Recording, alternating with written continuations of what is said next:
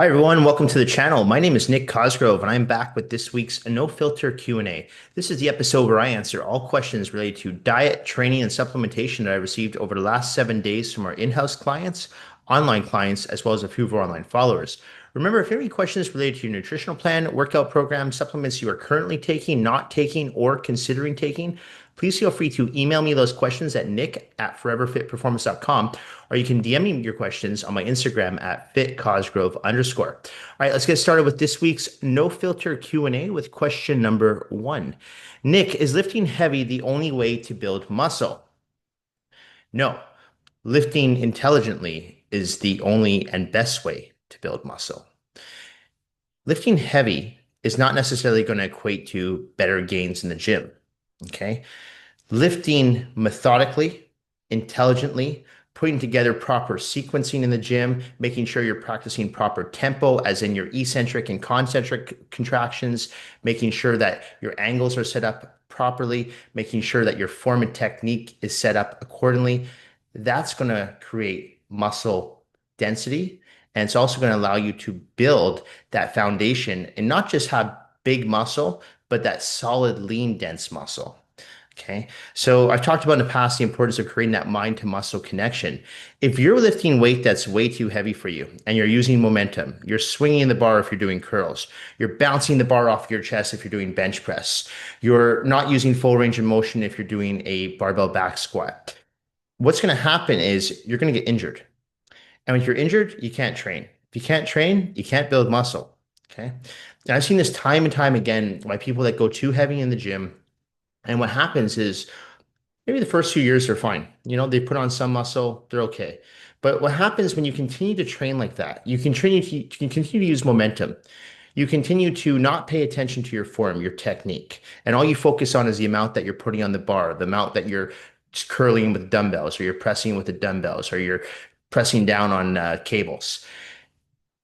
Your joints give out. It's just a matter of time. Something's going to give. So whether you break something, tear something, strain something, sprain something, something's going to give. You cannot go 10, 15 years with that much wear and tear on the body and not have something happen to your ligaments, your tendons, or your joints. So it's more important to train intelligently than just go in the gym and throw around heavy weights. And this is why I preach the importance of keeping your reps between 10 to 15. Because if you're keeping your reps between 10 to 15, the weight's going to be heavy, but it's not going to be ridiculously heavy that you can only get your 1 rep max, or you have to get those 3 or 4 reps.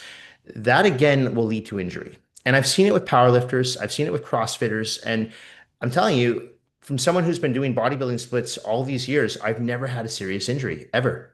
I talked about my hernia that I had last week. I just had the surgery done. That wasn't even that. I didn't even get the hernia in the gym. That wasn't even related to my training. I was helping someone move. So it goes to show you that the bodybuilding splits do work. Of course, you can get injured in the gym. Okay. Freak accidents happen all the time, but you want to prepare yourself to the best of your ability. And in my opinion, the best way to do that is to keep the weight moderately heavy. Okay. Keep your rest periods low and then keep your intensity moderately high. Okay. And that way you're going to allow yourself to build muscle. You're going to stimulate new muscle growth. Okay. So it doesn't need to be heavy. Now, everyone's definition of heavy is going to be obviously different. What I usually tell clients is you want to warm up with a weight that you could easily do 30 reps with if I asked you to. Okay. On every single new exercise I give you. And then for sets 2, 3, 4, and if you're even doing a fifth set, now you want to start kicking that intensity up where it's like, no, I can get maybe that 10 to 15 rep range. And that last set, 10 is going to be a struggle. Okay.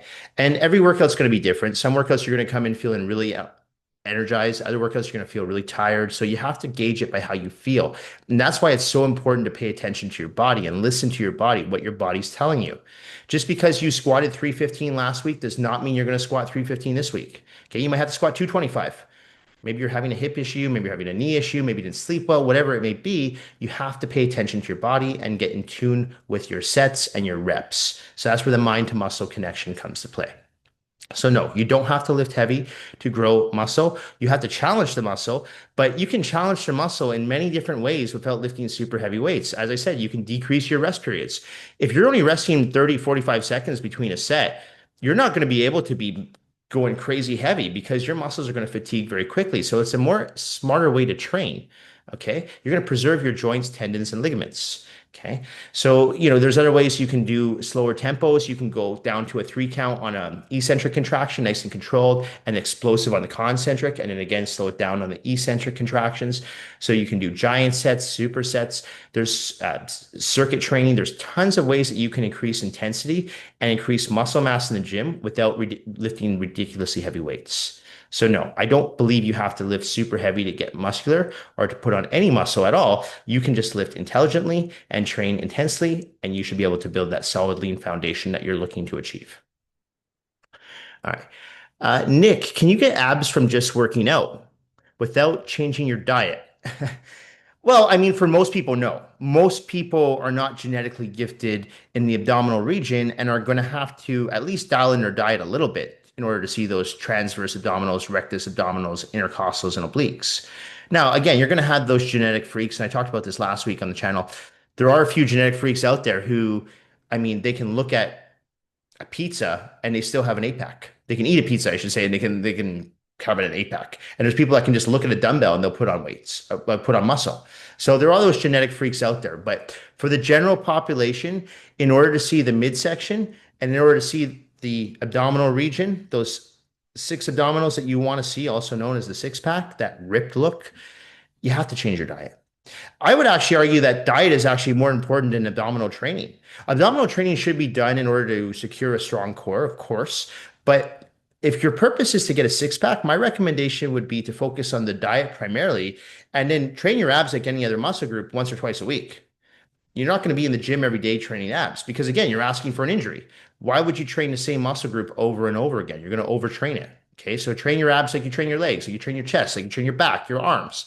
If you train them smart, once, maybe twice a week. Okay. But diet is key. It really is. And I talked about this in the past how when I started competing, I never had the best midsection. I still don't have the best midsection genetically, but I noticed my abdominals really started to pop without even training them because I didn't even train my abs for the first, God, 10 years that I competed. I never even trained them. But I should have trained them for a stronger core, but I just didn't train them for the aesthetic reason because as soon as I dialed in my diet, I noticed that they started to pop. Okay. So it's your body fat. If you have a great set of abs, but there's a layer of body fat covering them, you're never going to see them.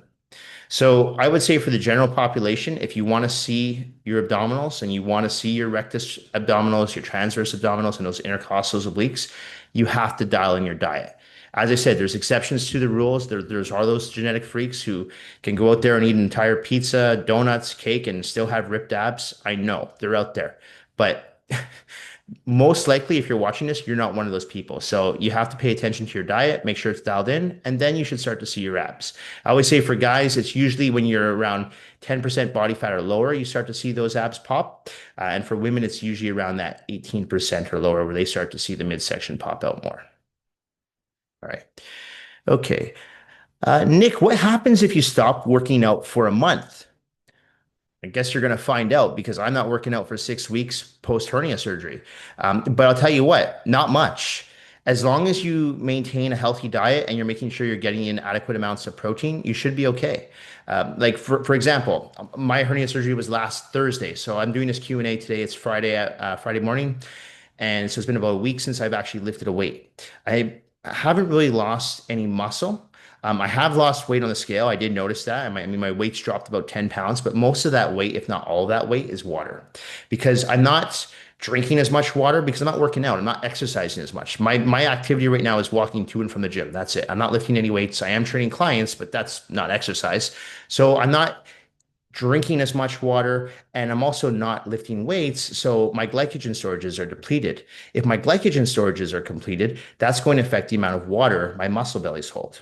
Okay. So I can tell that I've lost a little bit of size already, but it's not muscle, it's water. Okay. What I will tell you though is the longer you take off the gym, the better the chance you will start to lose muscle. But 1 month, 6 weeks, hell, even 2 months, you're really not going to lose that much muscle. Unless, of course, you're starving the muscle. So, as I said, if your diet's not dialed in and you stop training and then you stop eating and you're eating sporadically, you're having 1 or 2 meals a day, well, then you will lose muscle. So, in my case, for example, I'm not that hungry right now because I'm not exerting as much energy. I'm not burning as many calories throughout the day. You take that 1 hour workout away from me on a daily basis. Now I have lots more energy in my day because I have a lot more calories that I'm not burning, right? So I don't need to take in as many calories. But at the same time, I still need to be smart with what I am eating. So for the most part, I am sticking to my diet. Usually I eat about 6, 7 meals a day. Right now, I'm doing about 4 to 5 meals a day because I don't need that pre-workout meal or that post-workout meal. I'm okay. Um, but I want to make sure my protein's high. So right now I am supplementing with a protein shake, which I never do, but for now I am because it's just easier because I'm not hungry. So it's easier for me to just drink the protein shakes for now. So my recommendation to you, if you are taking 4 weeks off, 6 weeks off, even 8 weeks off, just make sure that you're getting enough protein so your body does not go into a catabolic state. If your body goes into a catabolic state, what's going to happen is you're going to start to burn muscle. You burn muscle, you lose muscle. Okay. So just make sure the diet is, if your diet wasn't already perfect, now is the time to make sure it's completely perfect. Okay. Because this is the crucial time. So again, for myself, my diet is like right on point right now. I'm not cheating on my diet at all. Okay. I'm making sure that I can preserve every ounce of muscle that I possibly can during these next 6 weeks and hold on to that muscle so that when I come back into the gym, I don't feel too weak and I don't feel like, oh my God, I can't get through these workouts. Just keep in mind though, because you are not training, you will lose that glycogen. If your glycogen receptors are empty, the first few workouts back, you're not going to be lifting the same amount of weight you were before. I promise you. A lot of people think, oh, if I take a few weeks off the gym, I'll come back stronger. No, not in my experience. Most people come back weaker. But I always tell people when they come back, I'm like, you haven't lost muscle. You've just lost the ability for your body to produce that glycogen. Once your body starts producing glycogen again from lifting weights consistently, then you will start increasing your strength again. Everyone is different, but for most people I work with, if they've taken a period of time off from the gym, and it's only if let's say 4 weeks, maybe 2 months max, the strength usually comes back by the end of week two. So they get about 4 or 5 workouts in and then they're good. They're fine. Okay. But like I said, don't let it go too long because the longer it goes, your body will start to let go of that muscle because it doesn't need it. Okay. So if you don't have to, try not to take too long of a break from the gym. But if you have to, like in my case, just make sure that your diet is dialed in. Okay. Nick, do short workouts, like say under 30 minutes, really work? Absolutely. Okay. It all depends what you do during these workouts. I have people that come into the gym and train with me. Sometimes they're 15, 20 minutes late. These people get more done in a 40, 45-minute session than most people will ever get done spending 2 hours in the gym. Okay, so it's all about what you do with your time in the gym. It's not about the duration of the workout, it's what you do in that workout. I talked about my workouts, how they're about 45, max 60 minutes. Rarely do they go 60 minutes, maybe during a leg workout, but they're usually about 45 minutes and they work. And that's the way I've always trained. You just got to dial in your training intensity. You have to focus on what you're doing. You can't get distracted by your phone. You can't get distracted if there's TVs in the gym. You can't get distracted by talking to other members, other trainers. You have to focus on each and every set, dial in your reps, making sure that you're creating that mind to muscle connection. Okay. And I talked about in the first question. So you absolutely can. You have to get the mindset that the more time you're in the gym, the better your results. Not true. We've already tried this. That's what Arnold Schwarzenegger and those guys did back in the 70s. They were doing 2 2-hour workouts a day. Back then, they didn't know as much about training science as we do today. We didn't know as much about nutrition and the advantages that have come a long way with supplementation and the importance of doing proper rest and sleep. So they were overtraining. So it wasn't until about the mid to late 80s when bodybuilders realized, yes, bodybuilders, not scientists, bodybuilders realized that less works better. Okay. And so that's why I stress the importance of training each muscle group once, if you have to, twice, but I prefer once per week, 45 minutes, hit it with high volume, very low rest periods, high intensity or moderately high intensity. Stimulate the muscle, don't annihilate the muscle. Allow your body to rest, recover, hydrate, grow. Repeat over and over again. It's very simple. Okay. It's not complex, but you absolutely can get results working in the gym for 30, you know, 35, 40 minutes. Absolutely. But my only recommendation is go all out. Don't hold back. I don't mean go all out by lift the heaviest weights in the gym. I talked about this just in one of the other questions. Go all out as in make sure that you're perfecting your form, perfecting your technique, minimal rest periods. Have a plan in your head as to which exercise you're going to do in what order. Okay. execute that plan, get the hell out of the gym. I guarantee you, people who are in the gym training hard for 30, 35 minutes will get better results than people who are in the gym for 60, 90 minutes, even 2 hours. Because if you are in the gym for 2 hours, there's no way that you're going to be able to keep even a moderately high intensity. Your intensity levels must be very low because the human body can't sustain 2 hours of vigorous training. It's not going to happen. All right. Okay, Nick, should you stretch before or after your workout? I've had this question a few times, so I'll keep this one brief. Okay, so when it comes to stretching, you have two forms of stretching. You have what we call dynamic stretching, which is stretching that involves movement, and you have static stretching, which is stretching that does not involve movement. Okay, so dynamic stretching could be anything like rotating your shoulders, retracting your rhomboids and scapula, running in one spot. So you're loosening up your knees and your hips. And when people say loosening up the joints and tendons, what you're really doing is you're releasing synovial fluid, which is like a lubrication for your joints, tendons, and muscles into the body, throughout the body. This type of stretching is ideal to do before your workout. Okay. Static stretching, on the other hand, which is very beneficial, I would recommend saving that for the end of your workout. Why? Well, static stretching, which I said involves no movement, what happens with static stretching is you're taking the muscle into a state of relaxation. So the last thing you want to do is relax a muscle and then stimulate it with weights. So I see people doing this in the gym all the time. They'll do a static stretch and then they'll do a set. They'll go back and do a static stretch, whether it's like a pec stretch against the door or the squat rack, or they'll do a runner stretch where they're holding their ankle up with their heels up against their glute, when they're training legs. I'm like, that's not a good idea because you're taking the muscle into a state of relaxation and then you're stimulating it with heavy weights and you're going back and forth. You're asking for an injury. Your best bet is put the dynamic stretching at the beginning of the workout, so stretching that involves movement, and save the static stretching for the end. Also, by doing the static stretching at the end, you're going to get a better stretch because your muscles are already warmed up, they're loosened up. So you'll get a better range of motion, a better stretch. I do a lot of PNF stretching on clients, perpetual neuromuscular function stretching on clients towards the end of the workout. And that's very beneficial stretching because you can only do it for partner, but it's always static stretching.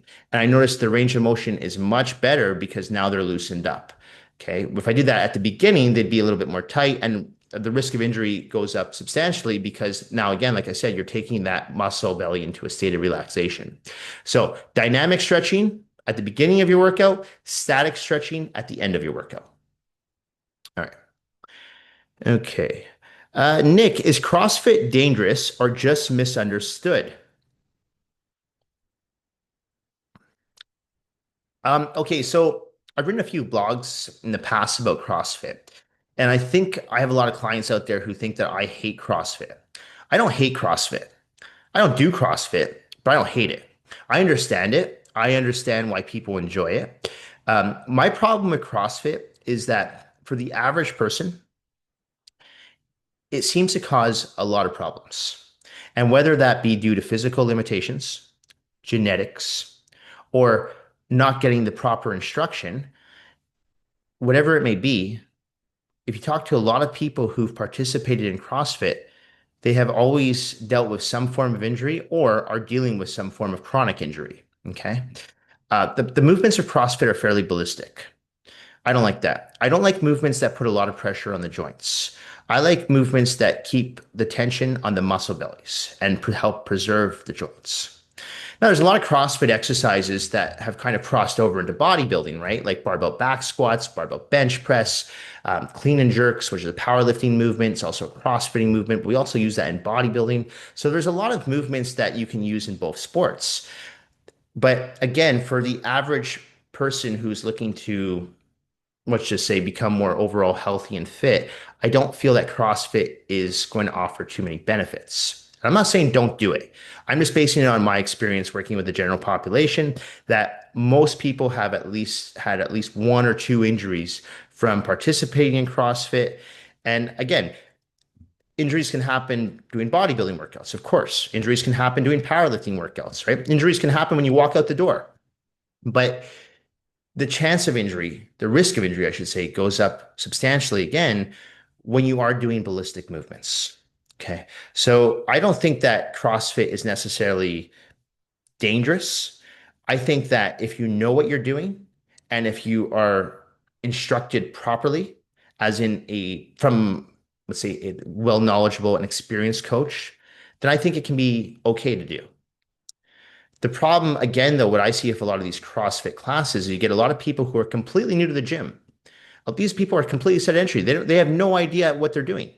Most of them don't even know how to do a basic body weight squat, never mind a lunge or a bench press. And you're throwing them in, or they're joining a group class and they're doing all these very complex movements. With one instructor and let's say 10 or 12 participants in a group class, it's impossible for that instructor to correct everyone's form. And if you're doing one of these complex movements and you're doing it incorrectly, you're asking for trouble. So I feel that if someone's going to participate in CrossFit, they should do their due diligence. They should hire a CrossFit coach to teach them how to perform each and every exercise correctly before they join a group class or before they go off on their own, because they are very complex movements. With bodybuilding, on the other hand, I mean, of course, there's going to be complex movements of bodybuilding as well. Like a barbell back squat, I always tell clients a barbell back squat will be the most difficult exercise I ever teach you. Okay. For both me and you, because everyone squats differently. And a trained eye can see that. And then a trained eye will know how to actually put someone in a proper stance based on their genetics, their stature, their height, their gender, their training experience, their fitness level. Whereas someone who's not as experienced, or if you're in a group class, there's no way that someone's going to be able to do that. I even tell clients that join our group class, I say, I strongly advise you to book a one-on-one session, at least maybe 6 or 7 sessions with one of our trainers, just so you learn how to do certain exercises correctly. And there's other exercises that are, a dumbbell curl. Well, that's not that difficult to learn. Anyone can pretty much learn that within 5 minutes. But other exercises require a little bit more attention to detail. With CrossFit, I feel that the majority of exercises require more attention to detail. Okay. So that's my stance on CrossFit. Is it dangerous? Not if done in a correct manner with proper coaching. But if thrown in there into a group class of 10, 30 people, you're asking for trouble again, because especially if you're someone who is completely new to working out. Okay. The reason I don't do CrossFit is because I find, like I said, most of the exercises to be fairly ballistic. Now, this is my personal opinion. I want to preserve my joints. I want to preserve my tendons and my ligaments for as long as possible. I'm entering my 40s this year. I want to stay going strong into my 50s, 60s, 70s. I don't want to have to stop squatting at 45 because I've got bad knees or I've got bad hips. I want to keep squatting 315 if I can until I'm 90. Okay. And in order for me to do this, I have to make sure that I'm practicing safe form and keeping tension on the muscles and not the joints, tendons, and ligaments. Okay. Nick, what's the best diet for fat loss? Keto, paleo, vegan, or carnivore? Listen, all those diets will work. They will work. You go on any of those diets and you're someone who is struggling to lose weight, you will lose weight. Any diet you go on will work short term. Okay. So keto, paleo, vegan, carnivore, it works. I'm more impressed though by the people that are able to keep the weight off long term. Because every single diet you mentioned there, well, maybe not the vegan, because there's a lot of vegans that they practice what they preach on a daily basis, and that's not that much of a stretch for those people, and they do that for life. But keto, paleo, carnivore, those diets are very hard to sustain for life. And if you can't sustain a diet or a nutritional plan for life, you're not going to be successful with your weight loss, because whatever diet plan you go back onto, you're going to most likely put the weight back on. Especially when you talk about things like keto. Keto does work. And I've talked about in the past how I will utilize a ketosis diet from time to time with a lot of my athletes who are getting ready for a show. Maybe the last 2 or 3 weeks, they start to drop their carbs out completely, increase their fats. And that's usually because their body fat levels are already so low. And I'm just trying to get that last like 2 or 3% out of them. But for the average person, I don't need to put them on a keto diet. If someone comes to me and says, Nick, I need to lose 30 pounds. So I'm looking at their photos. I'm like, yeah, you do. You're a guy and your body fat's at about 16, 18%. You need to lose weight. But I don't need to do that through keto. I can do that from just following a low to moderate carbohydrate diet, moderate to high fat diet, and a high to moderate protein diet. And that'll work. Very simple, very basic. But all these fads, they try to complicate things and they try to make things, they try to constantly reinvent the wheel and say, no, you need to go on this diet. You're going to get all your nutrients in, which is not true. Okay. In my opinion, in order to get all your nutrients in, you should be consuming all macronutrients. Okay. So you want to be making sure that you're consuming your complex carbohydrates, your healthy fats, and your lean proteins. This is crucial. Again, it's not about the macronutrients only, it's the micronutrients, the quality of the foods that you're consuming. So I've said this before and I'll say it again. If a diet is not sustainable, you will not be successful on it long term, period. The amount of people that I know that have done ketosis diets over the years, oh, wow, it worked. I lost 40 pounds, 60 pounds. I did the Atkins diets. I lost 100 pounds. They come off that diet. They start eating carbs again. Their body has become so sensitive to carbohydrates, they start putting on all the weight again. So I'm like, well, that was great. You lost all that weight and then you just gained it all back again. And in some cases, they gain back more weight because their metabolism has slowed down. So, these type of diets I don't like because they can have serious implications on the thyroid and the metabolism. Okay, this is why I've advised people not to follow these diets. Carnivore diet, another perfect example. If you have cholesterol issues and you're following a diet that's just meat, red meat, you do that diet for 6 months and go check your LDL levels. I would be shocked if they weren't high. Okay. Again, you're putting too much energy and effort into one particular macronutrient, one particular micronutrient, and you're neglecting all the other essential nutrients that you need. So you can't just think of a diet as, oh, I'm going to lose this much weight or I'm going to gain this much weight. You have to look at what are the ramifications of losing all this weight or gaining all this weight. Okay. Because you might look good on the outside, but what's going on the inside? Okay, so to me, a good diet is going to be a diet that's going to allow you to lose body fat, that's going to allow you to build muscle, that's going to give you lots of energy, allow you to sleep properly, allow you to rest properly, feel strong in the gym, and you're going to be able to sustain that type of plan. It's not going to be a challenge for you. It's not going to be a struggle. That to me is a good diet. And whenever I work with clients, whether it's online or in house, and I'm designing their nutritional plans for them, that is my number one goal is to find a strategy that's going to work for them long term. And that's why a lot of my clients work with me year round on their diets because we're constantly changing, we're constantly evolving the plan because your body changes over time. As you get older, your activity level changes. Maybe you're less active now. Maybe you have kids. So instead of going to the gym 6 days a week, now you're going to the gym 3 days a week. Do you need as much carbohydrates now that you're not going to the gym 6 days a week? Probably not. So that's where it helps to have a well-trained eye to help you, a knowledgeable, reputable coach that can troubleshoot when things need to be troubleshot. Anyway, so will those diets work? Yes. Short term, absolutely. Long term, waste of time, in my opinion. All right, a few more questions here. Okay, Nick, are artificial sweeteners, sorry, one second. I lost my spot here. Oh, are artificial sweeteners safe or slightly sabotaging our health?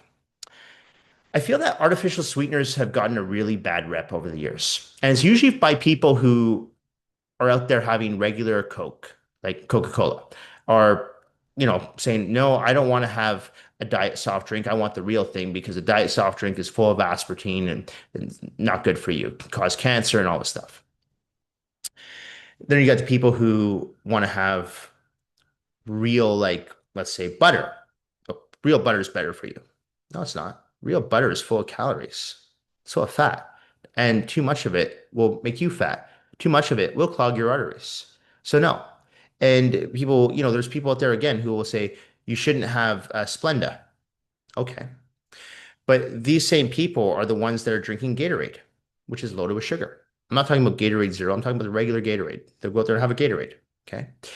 Or there'll be people out there who will say they'll say, oh, something like Quest bars, for example, which I am actually not that a big fan of Quest bars, but I'm not really against them either. But they say, no, they're full of like artificial flavoring and all this stuff. And these are the same people that will have a cookie. Say, well, at least it's homemade. I'm like, just because it's homemade doesn't mean it's good. And if you're having something that's full of sugar, which in my opinion is the worst thing, and what most people should be looking at on nutritional labels is sugar, not carbs, not protein, not fat, sugar. In my opinion, artificial flavors, artificial flavoring, artificial sweeteners like aspartame, sucralose, they're not that bad for you as long as you take them in moderation. So what do I mean by that? Moderation could be you like to have 2 packets of Splenda in your morning coffee. You have that every day. To me, that's fine. Okay. And you'll have a lot of health advocates out there go, no, no, that's dangerous. Don't do that. Switch to stevia. Well, okay, as someone who does consume stevia as well, I can tell you firsthand, stevia tastes like shit in your morning coffee. It doesn't taste good. Okay. So I like to have a little bit of Splenda in my morning coffee. I have one packet and that's it. That's for the whole day. That's really my only artificial sweetener that I have. I'm not dead. I've been doing that for probably about 25 years and I feel fine. Now, if you're someone who's out there and you're consuming 6 liters of Diet Coke a day, probably not a good idea. A lot of aspartame. But if you're someone that likes to have one can of Coke, the one can of Diet Coke a day, I would say that's much better than having a regular can of Coke. Absolutely. Because the sugar intake in the regular can of Coke. Okay. So it's kind of like the lesser of two evils. So I feel that the people who are all on this artificial flavoring is so bad for you are the people that are usually doing the high sugar diets or having the corn syrups. And I'm like, oh my God, that's 10 times worse for you. Or having canola oil and all this stuff. I'm like, oh my God, or they're cooking with canola oil, I should say. So you got to kind of look at the lesser of two evils here. Now, if you're someone who's completely strict, you're like, nope, I don't have canola oil, I don't have sugar, I don't have any processed sugar in my diet, I have no artificial flavors. Good for you. But very few people can, that I've met anyway, can sustain a diet like that. Okay. So I always tell clients like, if you're craving something sweet from time to time and you're on a diet plan, you're trying to lose weight, the occasional diet soft drink is not going to kill you. Okay. It's not. I've done so much research on aspartame over the years, and the amount of aspartame that a person would have to consume to have it negatively impact you, like I said, the 6 liters of Diet Coke a day for 2, 3 years, I can see that causing some issues. At first, it would be for your gut health, but overall, yeah, that could create some issues long term. But again, a couple packets of Splenda, maybe a diet soft drink every now and then. No, it's not going to have any negative ramifications. So I say do it. Again, I know I'll take some heat on that from a lot of trainers out there, a lot of people who are in the fitness industry, and they'll jump on me and say, no, it's bad. You're telling people to have things that are going to give them cancer. I'm like, from everything I've read, there's no strong links that suggest that someone who consumes a Diet Coke every 2 or 3 days or a couple packets of Splenda a week is going to get cancer. Okay. So, I mean, there's people who follow an incredibly healthy diet, healthy lifestyle, and they get cancer. So I think that's negligent to just say that, no, aspartame's bad, the sucralose is bad, don't eat it at all. No, I tell people that, look, if it's going to be the lesser of two evils and it's going to stop you from having that muffin that's been baked in canola oil and it's loaded with processed sugar, have the Quest bar, have the diet soft drink, whatever it may be that will curb whatever you're craving, that sweetness that you're craving. So I think they're okay as long as they're taken in moderation. All right. Okay. One more question. Nick, when will you be able to start working out again after your surgery? So I've been recommended to take about 6 weeks off from the gym.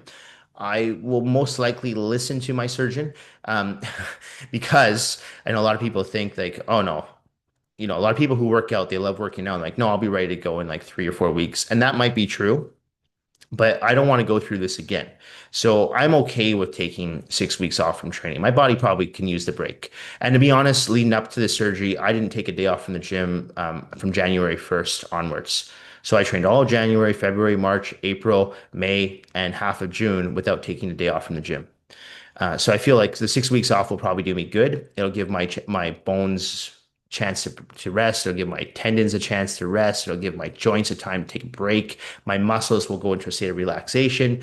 I will lose some glycogen. I might lose maybe, like I said earlier, like maybe 1 or 2 pounds of muscle. But I'm not really too overly concerned about my physique during a 6 week time. It's actually more challenging mentally for me than physically because now I'm missing a part of my day that is something that I've done every single day. So you're taking part of my routine away from me. So that is more of a struggle for me right now. The physical part, I'll tell you right now, I'm kind of enjoying it. My body is actually enjoying the rest. It's probably the first time where my shoulder feels great because I'm actually resting it. My hips, my knees, everything feels good. I mean, my hips and knees usually feel good, but my legs aren't sore. It doesn't hurt to sit down from doing a leg workout. For those people that train legs intensely, you know that every time you sit down or get up after a leg workout for 3 or 4 days, your legs are constantly sore. So I don't have that feeling right now. So that's kind of nice. So there are some benefits, but the drawbacks would be mentally. So I've been putting more of my focus towards the business right now, working more online with a lot of clients. I had closed up my online roster for June. I just reopened it again. Or sorry, for May, I just reopened it again in June. So I'm working with more people again. So I'm utilizing my time in an efficient manner. But the hardest part would be mentally not being able to train. Um, so I feel that 6 weeks is a good amount of time. For those that don't know, I had an inguinal hernia, which is a hernia in the groin. And unfortunately, unlike an umbilical hernia, that actually needs to be operated on, okay? Because that's not just a cosmetic issue that could lead into severe strangulation, could obstruct the bowel, and you could essentially die from it, okay? I was nowhere close to how that happening, but I didn't want that to happen. So I had the surgery. I started to notice my hernia back in, I think it was about November of last year. So I got in consultation with a surgeon and had my surgery last Thursday, June 5th. So recovery is going well.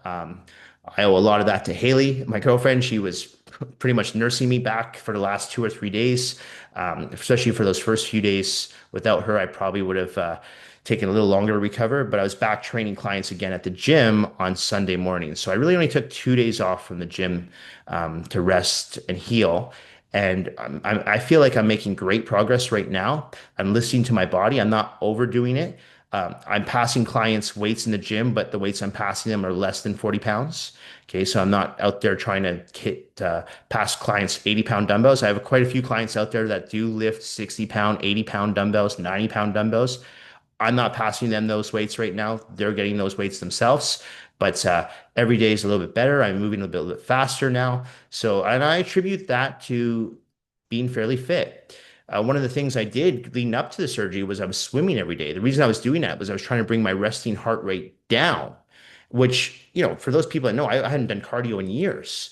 And so for me, doing that cardio was incredibly important because I wanted my heart rate to be low for surgery.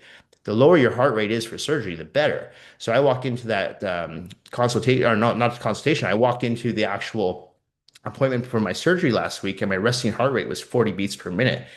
And that's exactly what I was looking to get, 40 beats per minute or less. And when I first started, my resting heart rate was 56 beats per minute when I first started swimming. So it goes to show you when you start implementing more cardiovascular activity into your plan, it can really help not just for weight loss, but also for heart health. And for me, I didn't lose any weight because I was still eating a lot of carbs, a lot of fats, I actually ate more when I was swimming. So I wasn't trying to lose weight. I was just trying to lower my heart rate.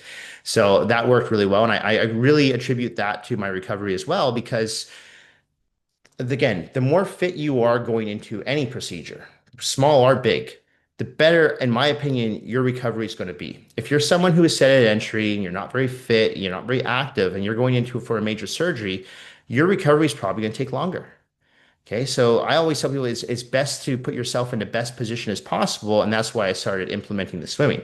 Now the surgery's done, I'm probably not going to continue along with the swimming because it was a lot with the swimming and the weight training, but I will go back to weight training in a 6 weeks time period, and yeah, and maybe it'll be a little bit longer, but I'll listen to my body. Okay, if my body's not quite ready yet, I'll listen to it, and that's very important because the last thing you want to do is get another hernia, and then you have to go through the whole process again. So 6 weeks, not a big deal. Think of the grand scheme of things, it's 42 weeks in a year. It's nothing. Okay. You think of a 10-year, 20 years, it's like 1% of your life, not even. So I'll take the time off. I'll listen to my body. Anyway, that's it for this week's No Filter Q&A. This episode will be going up on Monday, June the 16th. As a reminder, if you have any questions related to your nutritional plan, workout program, supplements you are currently taking, not taking, or considering taking, please feel free to email me those questions at nick@foreverfitperformance.com, or you can DM me your questions on my Instagram at fitcosgrove_. Thank you all for watching. Thank you for supporting my YouTube channel, my online coaching business, as well as my in-house personal training business here in Vancouver, British Columbia. I truly do appreciate all the support and feedback that I receive from each and every one of you.